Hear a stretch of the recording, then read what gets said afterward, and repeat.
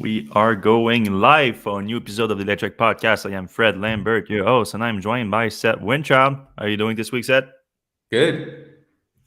All right, this episode of the Electrek Podcast is brought to you by Electrify America. Electrify America now operates the largest public ultra-fast electric vehicle charging network in the US, and we're going to have more to say about them later on the show, so stay tuned for that. This week we are starting a little bit early, as you can see, because let me just close that real quick. You hear that sound? I apologize. And no, okay.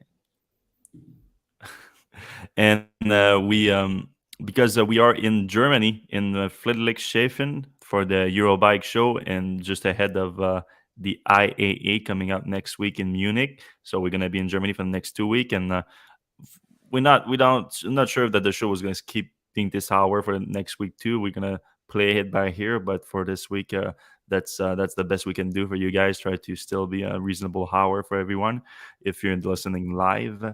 And yes, if you're listening live, we're also gonna take your questions at the end of the show as usual. So you can always put that in the comment section right now. Ideally, you can do it in all caps so that we can take question and keep lower caps regular regular discussion between you guys, because I know you like to do that.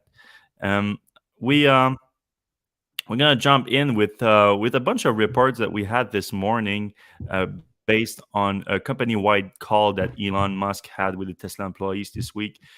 We had a few sources that let us know what the important information that came out of the call, and we picked some of the things that are we believe are newsworthy, starting with the $25,000 model.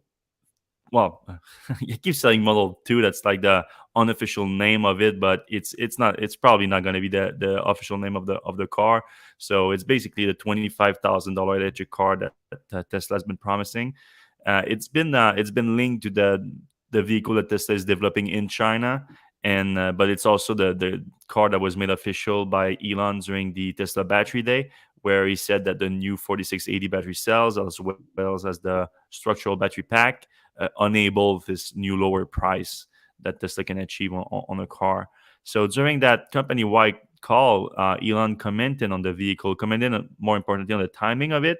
I know that recently there was some report that came out of China that was reported a lot in the EV media that said that the production was like imminent. Like they said that at the end of the quarter there's going to be pre-production, leading to production next year.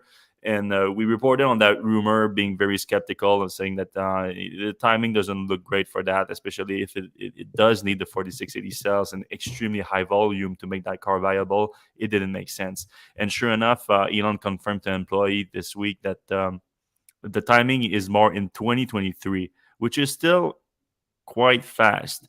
Of course, this is still Elon's timing, so take it for what it is. He commented a few other things too that I thought was very, very interesting. He sort of put out there that the car might come without a steering wheel altogether, and pedals either.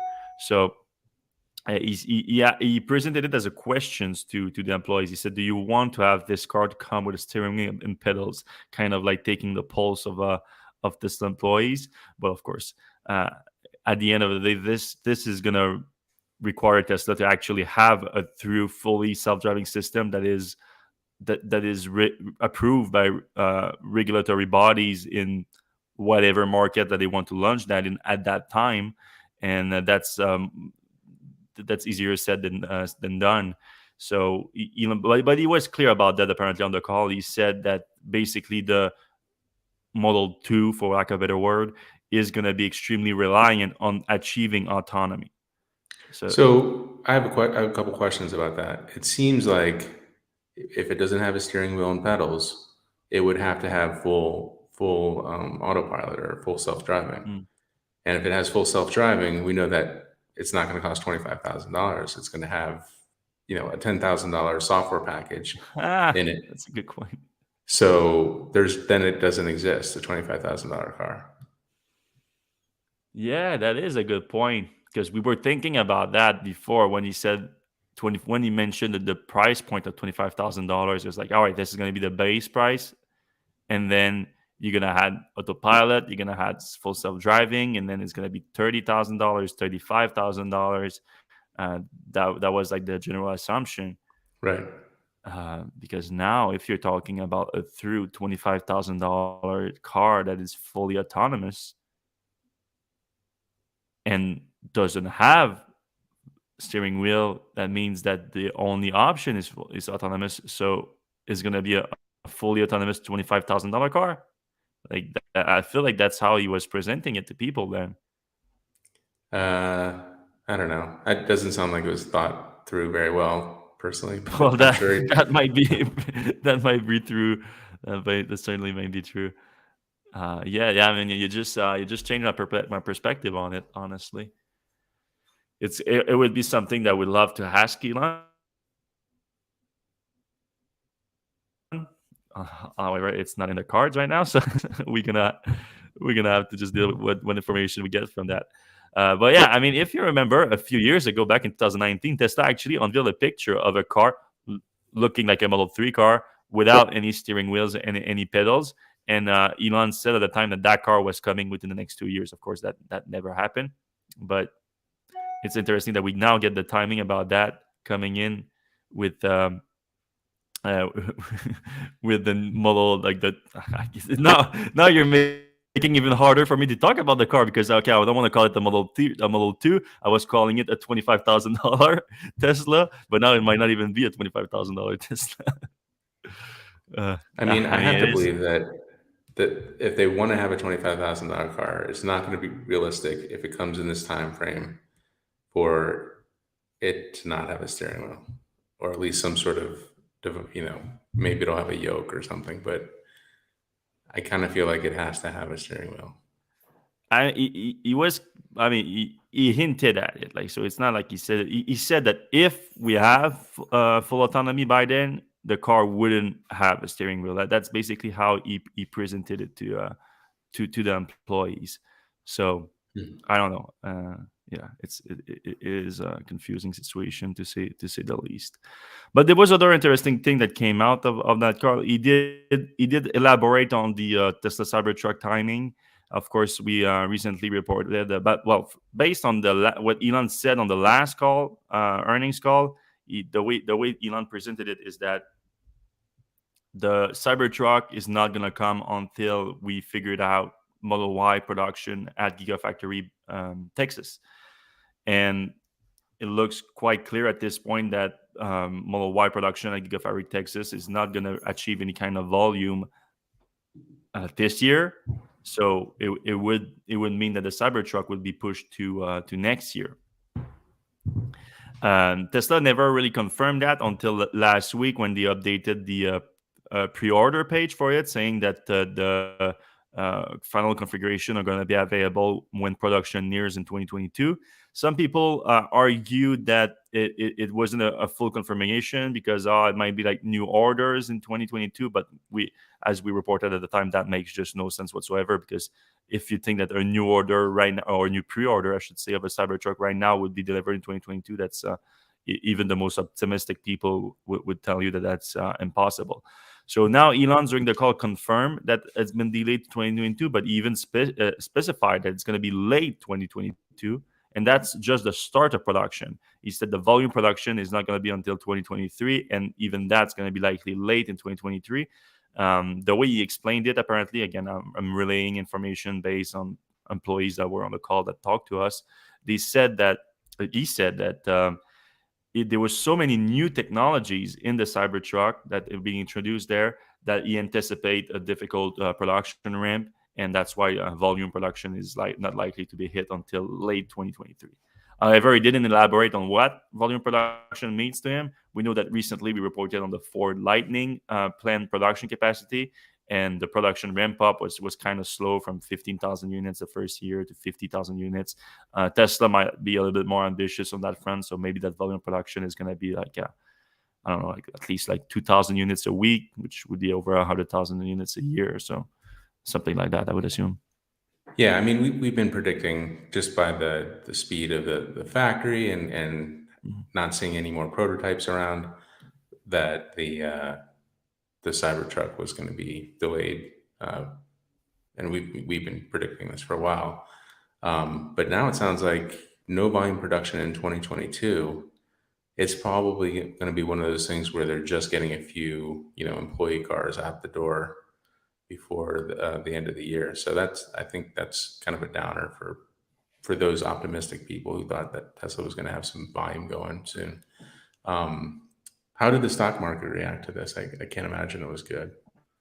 Well, I mean, it's been hard to follow the stock market while we're in Germany, but when the news came out in the middle of the night, early in the morning, it was down, and I think it stayed down during the um, it stayed down during the opening hours. I assume it's still down right now. Yeah, it's Yeah, I down mean, 1%. Not too bad. okay. Yeah, because if you look at the analysts, the Wall Street analysts that were looking at the situation, a lot of them had planned some Cybertruck capacity, some volume Cybertruck production during that period of time, 2023. And now it looks like it's going to be uh, very low in 2022 and relatively low in 2023 through since volume production won't be achieved until later in the year. So it changes the valuation models of a lot of those big time Wall Street analysts who get paid the big bucks to do the number crunching. Elon also gave us an interesting quote during that during that meeting. Because he couldn't just give us bad news about the Cybertruck. There has to be some hype. He's Elon Musk after all, and he said it will be a very special project.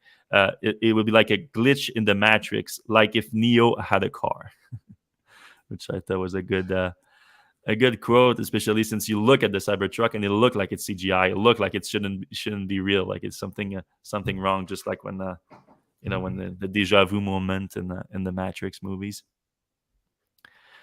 All right, the other piece of information that came out of that meeting that I thought was very interesting is Elon made some comments about the situation with deliveries this month and broader comments about the whole end of quarter delivery pushes that Tesla has been having to handle for the past for the past forever really.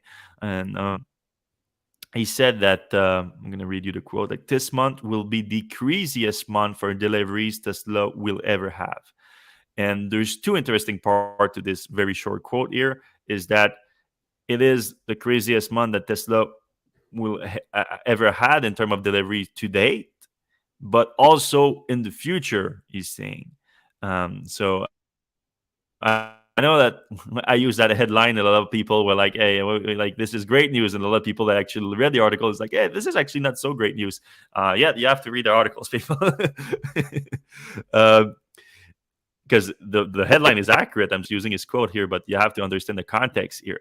For people who don't know, Tesla doesn't have the usual distribution model as many other automakers that sells through dealership. They sell through they own the cars from beginning to end until an actual customer take deliveries and give you the money. This puts a big financial strain on Tesla because the time in transit, during that time in transit, Tesla has already paid the cost of making the car, and it doesn't have the money until the customer take delivery. Though that's not always true these days, unfortunately, because of a lot of problem that Tesla has with their logistics. Tesla, it creates a situation where the transit time is extremely critical to how they do business. And if they want their quarter to look good, they need to have as few vehicles as possible in transit at the end of the quarter. And and to do that, to achieve that, what they're doing right now is that they at their factories, now it's both Fremont and Gigafactory Shanghai, they focus on vehicle to be exported, vehicle to go on longer transit time early in the quarter, and then they shift production for more local deliveries later on in the quarter, so that the vehicle that are going in longer transit have the time to be delivered by the end of the quarter, and the one on shorter transit, they're going to be delivered quicker. But what it does though is that it pushes a lot more deliveries happening towards the end of the quarter, since you're waiting for vehicle in transit. And for local markets like North America and for China, for Gigafactory Shanghai, the delivery teams are getting their cars later on in the quarter, since the factory focused on exportation.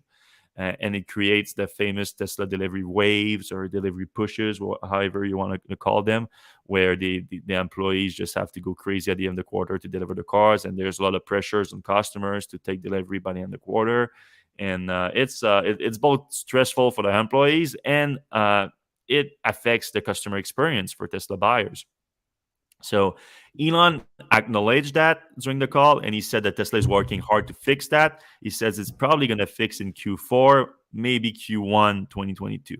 So in the next few months, there should be some improvement on that front. But he made it clear that this quarter is not going to be hit. This quarter is going to be pretty insane, and we assume that is because of what we just explained. And on top of it, Tesla has been having a lot of logistical issues throughout the year, a lot of supply chain issues with the chip shortage, some factory shutdowns because of the chip shortage, and just other logistical issues. There's a lot of shortage in ports right now, shortage of truck drivers. And I mean, Haida also, there's been a few natural disaster like Haida that has created other issues, uh, specifically in the U.S. So all Yeah, I of mean, those, yeah, there's no shortage of demand, obviously, yeah, for Tesla's vehicles. They're pretty much sold out to the end of the year and then into the next year, a lot of them. So, you know, and every car company is having the same issue.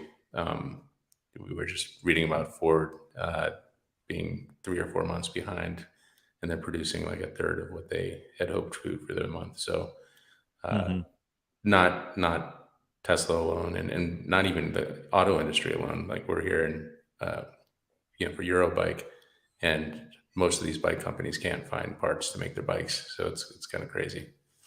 yeah, that's fair. That's a fair point.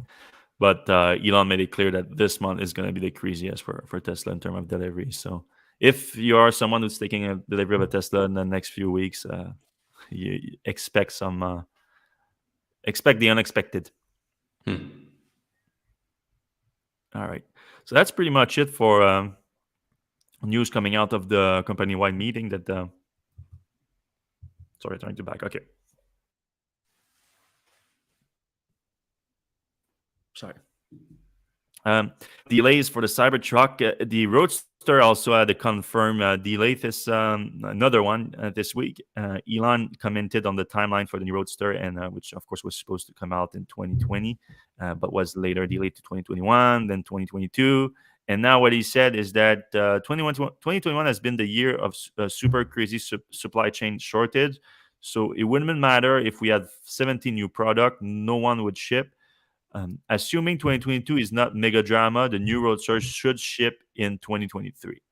So 2023 is the new timeline, but it comes with a big if because he's saying assuming 2022 is not mega drama. With Tesla, with Elon, it's a big assumption to make here. So Yeah, I there's always wouldn't, some drama. yeah, I wouldn't be surprised if that's delayed again. And of course, I mean, what I'm curious about is especially for two things. There's people that actually placed a reservation for that truck. The Tesla was asking for what 50,000 and 250,000 deposit for that. Have those people been reimbursed? Like what's happening on that front? If anyone has any information on that, please send it to me because I'm curious if because if some people had to have placed a $250 reservation on that vehicle back in 2017 when it was unveiled, being promised that it was going to come in 2020, 3 years later, which is a big promise to make to start with. But okay, still they do it. It's Tesla, people who's going to do it.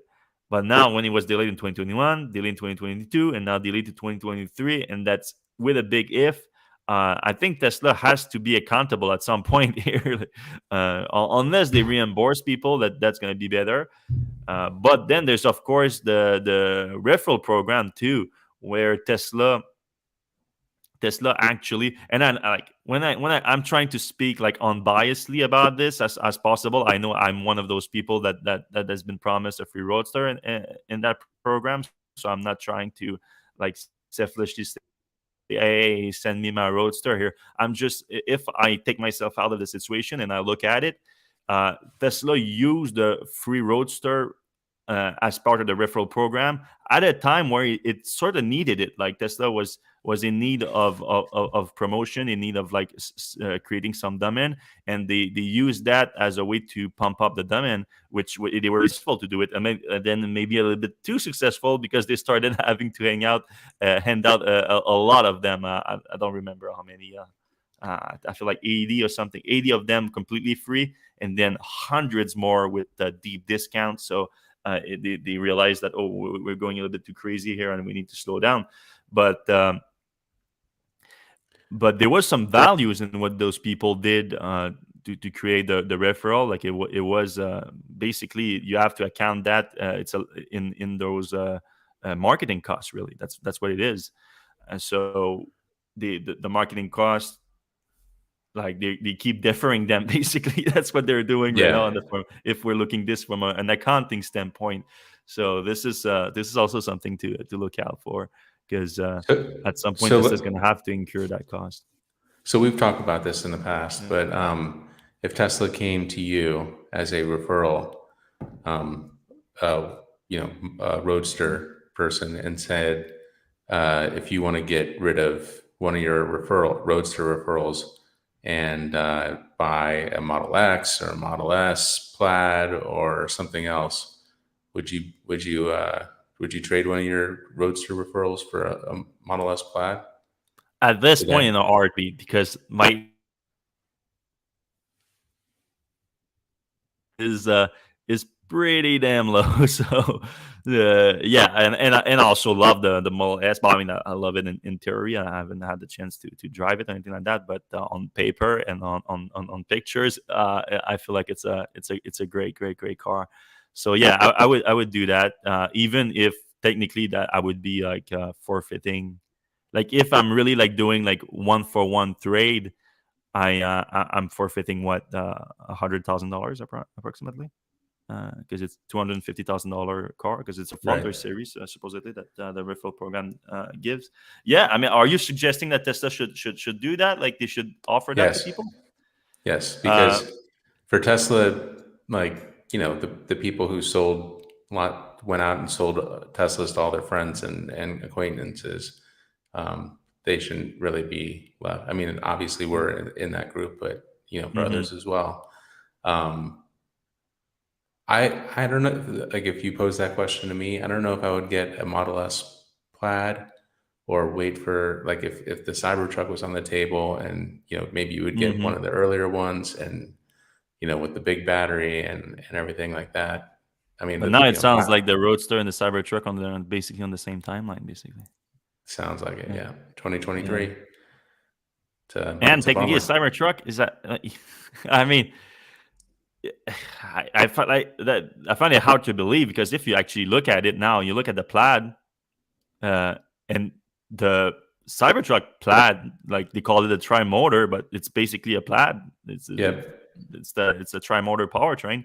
It's half the price, which doesn't make much sense to me. But like now you would be forfeiting even more value. But yeah, I Yeah. mean, Tesla should at least give it a shot. You're right, like because they don't have much to lose there. Like they would actually like gain like save some money in term of. If they ever plan to deliver the Roadster, that is, they would be saving some money. So anyone that takes the deal, you get the Plaid sooner, but you lose the difference between the value of the Roadster and the Model Plaid. Yeah, the Not a Founder bad deal. Series was supposed to have. Was the Founder Series Roadster definitely supposed to have the jet or the rockets or the cold I think that's thrusters? still gonna be optional, Okay, but the Founder series was still worth $250,000 versus 200,000 for the base Roadster. I think so. right. I think a fully equipped Model S Plaid is about $150,000, maybe a little bit more than that if you have like the FSD in it and everything. So you're still leaving a lot of money on the table if you have a free Roadster. And then the Roadster, I forget. Did Tesla sort of announce that it wasn't going to have the 600-mile range? I feel like Elon said they're never going to have anything over 500 miles or something. Yeah, I did say that they feel like 400 is enough, but yeah, he didn't. I specifically asked him that when he announced that, because he did some comments to us when he commented on that, but he didn't respond specifically about the Roadster. And that was a good Hmm. question for sure. All right. We got also a quick update on the full self-driving beta public release or wider release or download button, however you want to see it. So the Tesla started pushing talking about pushing the FSD beta version 10 instead of the 9.3 and 9.4. So the now the 10 is still coming next Friday, I believe. At And midnight? no, isn't it today? No, it's supposed to be No, a today. week from today. Wasn't last week a week from today? I'm just confused now. No, no, he said next Friday, not this Friday. So he said that this week. He said so like a couple days ago or whatever. Yeah. He said not this Friday, next Friday at midnight is going to be the beta release, Okay, okay, okay, okay. Yeah, yeah, yeah, and then 2 weeks from that time. So that was September 10th, yeah, and then 2 weeks from that time is September 14th or whatever yeah. at midnight. So might as well be September 15th. All right. Um, and we all know that's probably going to be Yeah, yeah, yeah. Don't don't pushed don't up. bet any money on that, people. But yeah, so that's now the latest official timeline for the wider release. Which again, people only in the US. For now, you so if you bought the FSD package, you would get a download button, and then you can download the latest software, latest FSD beta software, which enables you to basically have a version of autopilot on city street and give an address, and it will attempt to drive there autonomously, minus the fact that you still have your hands on the steering wheel. You're still responsible to the car. You still have to pay attention the whole time. So it's not really autonomous. It's like autonomous in practice, but you have to keep attention all the time. And yeah, we got some interesting data about the sticking to the FSD subject here. We got some interesting about FSD take rate. So there's been a lot of speculation about that. Tesla rarely ever commented on that subject.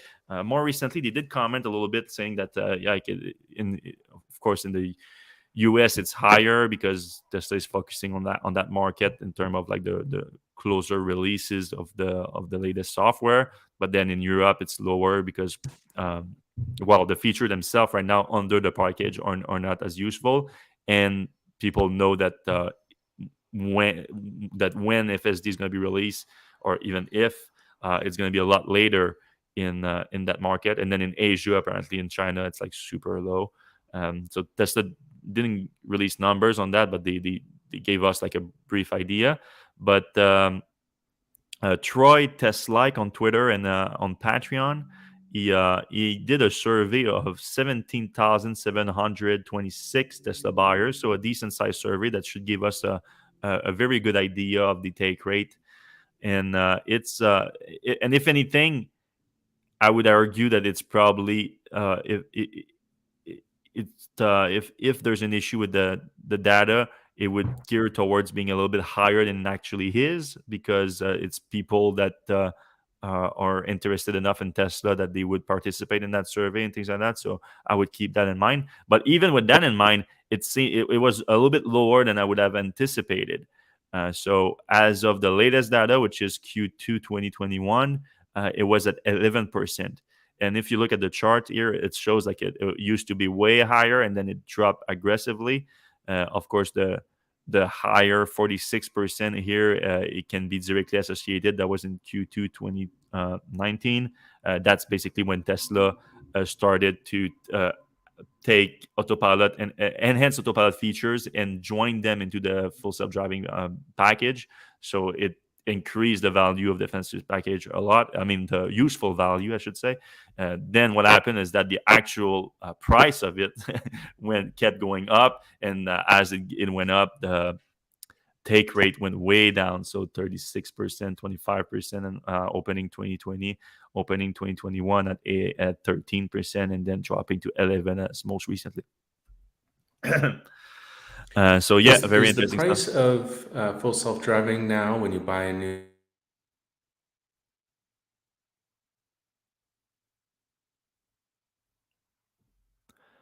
I lost you for a second. Said Aaron, are you still there?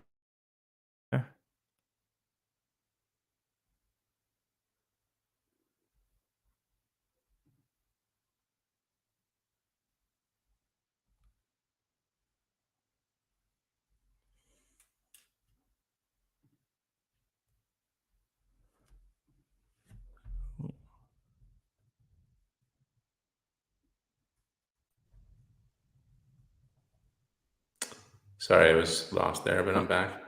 Okay, okay, okay. What question did you ask? Because I lost you. You were asking a question, I think. Yeah. So the the uh, the percentage of people. So right now, when you buy a new Tesla and you get full self driving with it, it's $10,000. So Yeah, there's no real point in buying it with your car. You might as well wait until the real full self driving comes out and then buy it at that point. I mean, you do get Sentry or you get the remote control thing. You get smart summon. You get smart lane summon change, parking. automatic lane changes when using autopilot. You get navigate on autopilot. You get a few features that are Right. useful to a degree for sure, but uh, $10,000 of value, that's obviously extremely arguable. And but at the same time, my understanding following this fairly closely is that this idea that the price will keep going up as the capacity increases is still in play here. So I mean, even from that, technically, once the full release of the beta comes, it wouldn't be out of possibility that there's a price increase that comes with it. So that would be quite interesting if it does happen. I'm not saying that Yeah. it will, but I mean, it's hard to imagine people paying more than 10,000. But you see that now about 11% of people buying the car are paying 10,000. So that's interesting. Uh, Troy also break it down by Model 3, Model Y, S, and X, and unsurprisingly, with the S and X, it's extremely higher at 61% because it's account for a much smaller fraction of the value of the vehicle than for the Y, which is the second highest, and the three. Uh, Something to keep in mind. All right, this is a more of a funny one, and I included it because we did report all the way back in 2019 on the on this story, which, if you guys remember, there was a Model X that was found on a frozen lake on Lake Champlain in Vermont. It was burned to a crisp, as you can see here, basically just a few wheels left and part of the chassis, and that's it. In the middle of a completely frozen lake. And at the time, in 2019, in February 2019, there was absolutely no idea what happened. Like we no in a local news report, there's no report of the owner explaining what happened. None of that. The owner was completely silent about it. Didn't come out about it.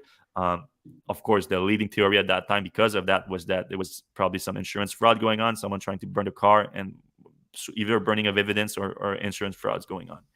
But what happened this week is that we got our hands on an indictment from the United States Attorney for the District of Vermont, and the indictment explained in part what happened. And the interesting part here is that the actual story of the Model X is a smaller part of a much bigger scheme that someone named Michael A. Gonzalez, a 32-year-old man living in Colchester, Vermont, but I think he's from Florida, uh, is allegedly did, which is to basically exploit Tesla's purchasing process to buy a car, pay the well. At that time, it wasn't a non-refundable like fee of $100. It was like an actual deposit of 2,500. Uh, Pay the deposit, then as you take delivery of the car, and I don't know, like this is not the same everywhere. So apparently, like this worked in Vermont and this worked in Florida for him, but he was able to take delivery of the car without the full payment have been processed. So he would do the full payment, but it would be blocked by the bank before, not before Tesla could realize it and not give him possession of the vehicle, but um, after. So basically, he was getting brand new Tesla vehicle for $2,500 instead of over 100,000 because he was going after Model X, like fully equipped Model X. So he did that twice, buying the car, just paying the deposit, and selling it back either through used dealership or through individual on used eBay motors, and pocketing the difference, which is a pretty decent payday, if you ask me. He did it a few times, and then he did it with this Model X that was found on Lake Vermont, Lake Champlain in Vermont, where he did this scheme. He went to Tampa, Florida, bought it from Tesla directly for $152,000. He picked it up, but Tesla this time was quick enough to realize. I don't know exactly what happened. The details are not in the indictment, but he was able to take delivery of the vehicle, but Tesla didn't give them the title until the payment was processed. And of course, the payment was never processed. So he managed to get his hands on the vehicle, but not the title. So he couldn't resell it without the title because he didn't have any proof of ownership. So he was stuck with basically what is a stolen vehicle because he doesn't have proof of ownership of the vehicle. He didn't pay for the vehicle, but he's in possession of it for some reason. So the guy decided to do another scheme instead, or actually, this is not even an indictment. It looks like he couldn't prove it. But if you take Gonzalez's account of the story, he went ice fishing with the vehicle on Lake Champlain, which is a sight to be seen on its own. Like I've never seen a $152,000 Model X driving on the lake to go ice fishing. He said he went on the lake. He started hearing a hissing sound from the vehicle, and then he exited the vehicle. The vehicle caught on fire, and this is what happened. Um, but that's what the story at first was. But then he decided, ballsy the guy is, to make an insurance claim on that vehicle. But the insurance claim was declined because he was asked to do a declaration under oath in front of how do you call these guys, insurance people, and he didn't show up at that hearing under oath, so they declined the claim. So you can make your own assumption of what really happened with that car, if it really catch on fire on his own or on its own, or if someone had a hand in it, whether it be Gonzalez or somebody else. But the craziest part of this whole story is that after the car mysteriously catches on fire on the lake, he was able to do it twice again, the whole scheme, and selling the car through buying them for Tesla and selling it to individuals before it was actually detained last week, and the indictment was later made public. And now he faces five counts of possessing and selling stolen motor vehicle, which you can get up to 10 years for each count. So the guy is in deep doo-doo right now. Can't say that I'm very sorry for him, but I am No. impressed as the kind of balls that he had to do that, because not the kind of Yeah, you brain, would because think, how, like, you get caught at some point. Like, there's just no way. Like, but you even cannot. like doing it twice or three times, you would think Yeah, Tesla would be yeah. onto him at that point. You would think, but the guy found an exploit, and he he exploited Al- it. al- Also, like my biggest question about this whole thing is how did that not melt the ice? Like those vehicle fires are crazy. Like I hot, they think that's last what a he was long time. thinking. I think that was his idea. Like, I think it was idea was like the car will just catch on fire, and then it will melt into the ice, and then they're not gonna be able to figure out what happened to the car. They're not gonna be able to prove that he lit it on fire. And Yeah, I then mean he it's not a bad idea. apparently the guy's a Florida guy. He doesn't understand how thick the ice is up north. Like, it's pretty hard to melt through that ice. Yeah. Yeah, I don't see a Vermont guy doing that. Yeah. All right. Before we move to our next stories, do we want to get a quick note about Electrify America? Yes, this episode of the Electrek Podcast is brought to you by Electrify America. Thank you for sponsoring us again. That's great. Electrify America now operates the largest ultra-fast electric vehicle charging network in the United States. And now we have a few recent updates on the network. Electrify America is now coast to coast with more than 650 EV charging stations, with new locations opening every week. It now offers ultra-fast charging stations with speeds up to 150 kilowatts and 350 kilowatts for capable vehicles, allowing you to charge up as fast as possible and get back on the road. EA offers new monthly subscription plans with contactless payments through its mobile apps, and with it, you can save up to 25% on charging. If you're an EV driver and want to learn more about Electrify America and its growing network of charging stations across the US, Find out what they're up to at electrifyamerica.com. That's electrifyamerica.com. Or hit up the link in the show notes. Thanks again to Electrify America for sponsoring this week's show.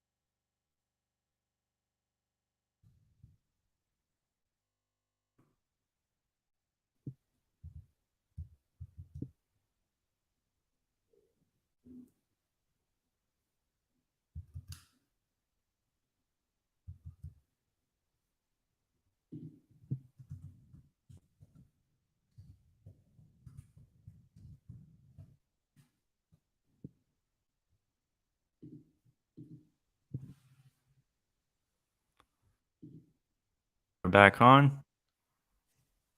Yep. Okay. Sorry about that, people. There was a little glitch, but we are now back on. If you're audio only, we're gonna it's like it's gonna be nothing. We're gonna get through that, but we're back. The next piece of news that we're gonna discuss is GM talking about what's happening with the Bolt TV and Bolt EUV production. Because, of course, if you've been following the last few weeks, what happened, GM finally agreed to just recall all Bolt EVs produced to date and change the battery packs of those vehicles following the defect that was found in the LG cam or now LG Energy Solutions as battery cells.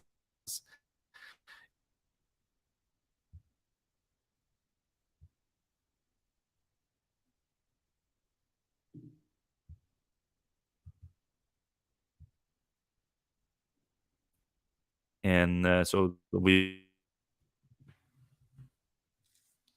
been pushing for that.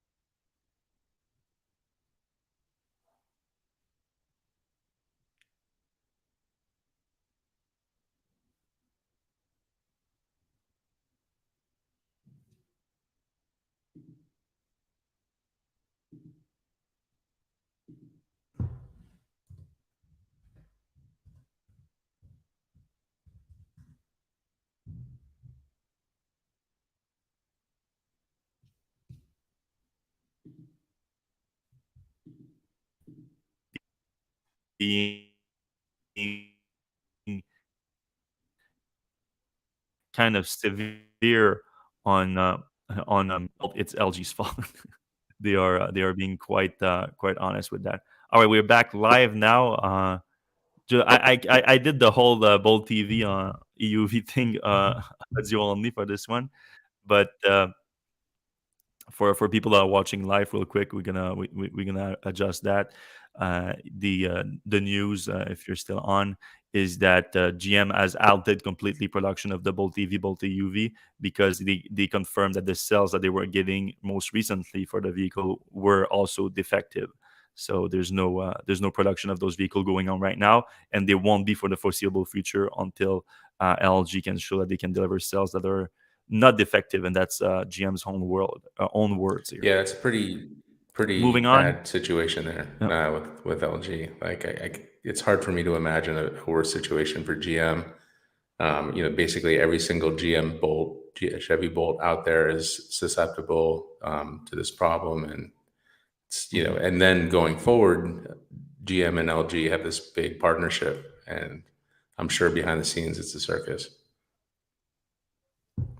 Yeah, and they have the whole Ultium coming and everything. That's that Mary Barra is saying that, oh, this is not going to be affected by that at all. So even though the tone changed from GM towards LG, they apparently it's not affecting the relationship regarding Ultium, which of course raises some questions. But we're gonna have to take them on their word on that. Anyway, we kind of knew that the Bolt TV, Bolt EUV, like it's kind of, especially the EUV being a new vehicle, having a short like lifespan with be using older technology, the older powertrain version. So it's a strange situation. Ford confirmed that they are now have accumulated 130,000 reservation for the F-150 Lightning. So it's the latest update on the tally. Not much more to add on that, but if you want to, like, it depends on the perspective if you think this is a good number or not. If you look at the planned production that we discussed just last week, this is basically the first 3 years of production that they have pre-sold. Though it depends on where the reservation are. I assume, like, because the first maybe year or two, it's probably just going to be in the U.S. or U.S. and Canada, and I don't know if they open those reservation worldwide. It's not clear, but. Yeah, if you compared it to the Cybertruck, though, of course, it's the amount is way less, and they both use the same $100 refundable deposit. So the comparison can be made with the same timeline. And I think Tesla, the first day they had over 120,000 reservation, but this is the difference in brand power, maybe. But Could now it's you all about who can reach volume production of those vehicles first and actually capture some real diamond, real deliveries.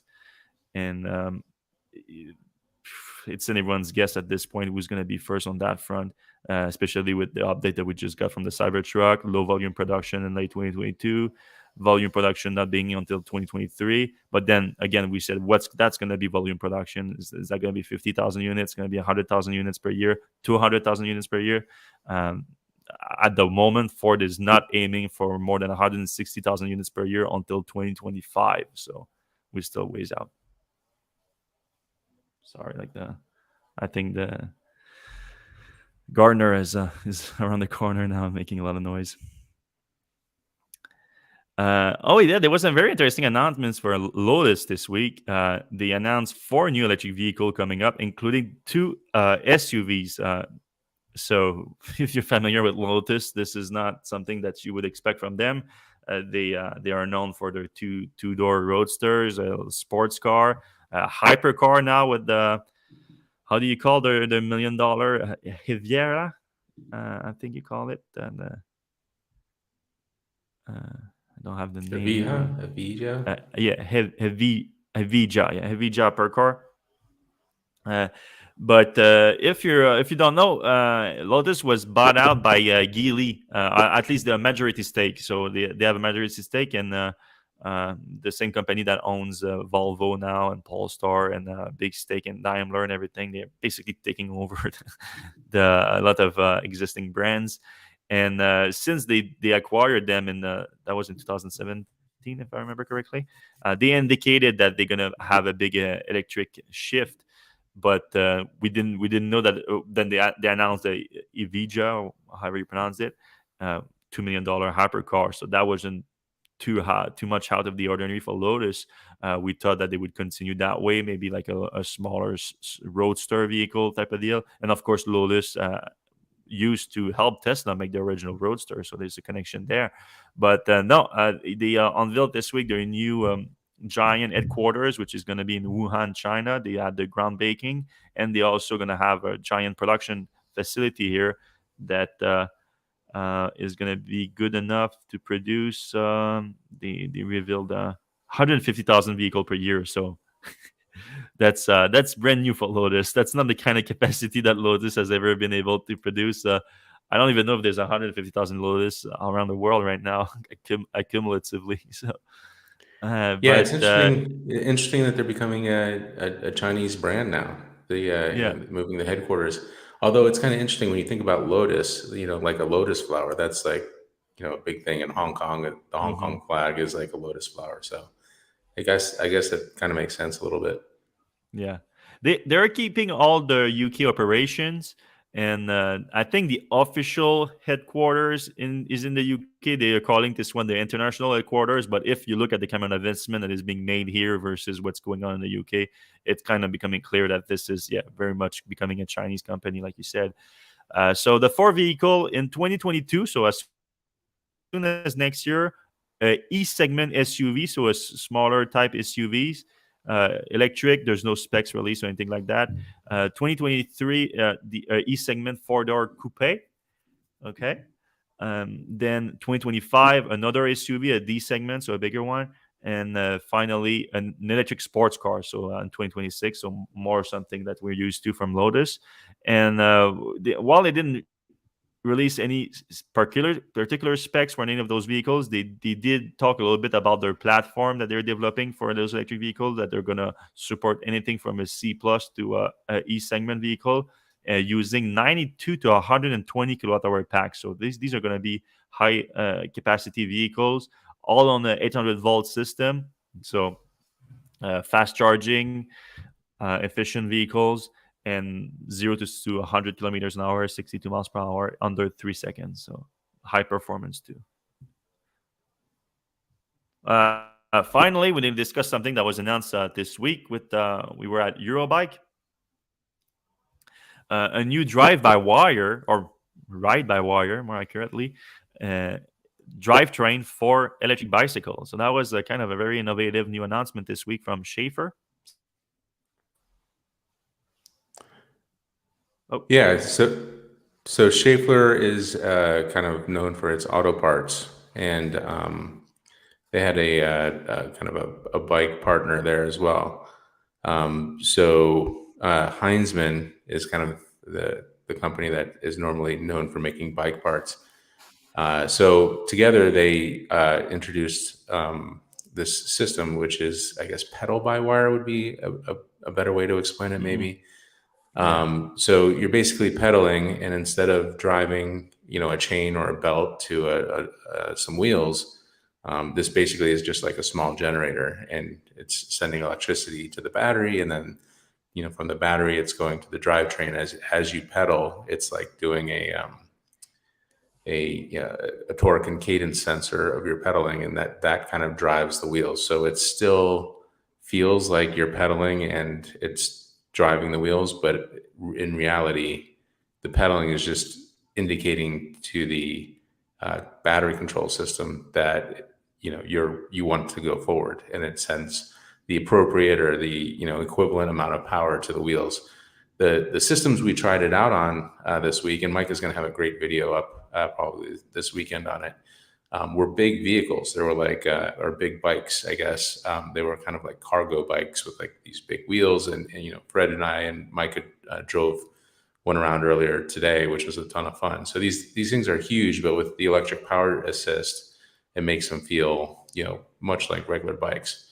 So what's great about this, and Micah goes into detail in the post about it, is that you can kind of create new types of bikes with this, because you don't have to have the pedals go directly to the bike. So for instance, if you have those trikes that you're really low on, and you have to have the pedals go through the chain down and all around to get to the wheels. Well, this is super easy. You just put the pedals wherever you want your feet to be, and then you run a wire to the to the battery, and you're charging the battery. So it's a pretty interesting system. My biggest surprise for this was that they said they only lost about 5% of the power and efficiency in turning it to electricity and then electricity back into power. So if that's true, that's a pretty small price to pay for the Hmm. convenience of being able to put this, pedals wherever your feet are. So, hats off to them. We're going to be keeping an eye on this and seeing if this technology kind of takes off with other makers as well. Yeah, interesting development in the e-bike world. And stay tuned on Electric for a lot more details about the latest e-bikes launching in the coming months, coming weeks, coming years, because we got to have a quick preview of them, a lot of them at Eurobike, and more so coming to an IAA next week, where we're gonna be. All right, let's jump into the comments real quick. Yeah, so this is a great comment from Robin Dewsbury. We were talking about like how can you have a $25,000 car if you don't have a steering wheel, which means you also have to, have some sort of full self driving. Well, he's got a great point here. You paid the $25,000 to buy the car, and then of course you paid the subscription, which Tesla recently introduced. Um, like maybe part of that is offset by the Tesla network, driving around. So uh, maybe your full self driving is free if you let somebody borrow, let Tesla borrow your car for a few hours a day. Uh, that makes Yeah, but sense. then I That's don't, I don't understand why would you pay for the $25,000? What do you pay? well, Because without paying a yeah. subscription, the car is useless, right? Well, you would pay the $25,000, and then you would have to pay, some amount of month per month for the subscription. Yeah, Like, what is this a full self driving subscription now? 200. But my point is like I wouldn't understand if like okay, it's a car that you cannot buy, but it's just subscription based car. Like you just pay I don't know like $1,000 a month, and it's a full self driving car that you can have whenever you want. But why make it a $25,000 car and then pay a subscription? So I'm just trying to think is other products like that where you have to pay an amount to buy it, and then you are absolutely required to pay a subscription monthly to use it, because again without a subscription you won't be able to use it if it doesn't have a steering wheel. It comes back to not having a steering wheel here like that. Yeah. Yeah, it'll be Yeah, interesting to see. I don't think there's any product like that out there now. yeah, All right. I wouldn't get it Ponzi. past Tesla though. They could do it. Yeah. Did they fire the guy, or I'm assuming woman in charge of? I'm assuming it could be guy or woman in charge of the Yeah, referral right. program. The excuse set is a bit tired right Yeah, well, now. some jet lag. Since he gave away too many roadsters. Well, it did seem like the amount of roadsters did catch Tesla off guard at that one point when they kind of cut the whole program out like immediately and without any fanfare and without any warning.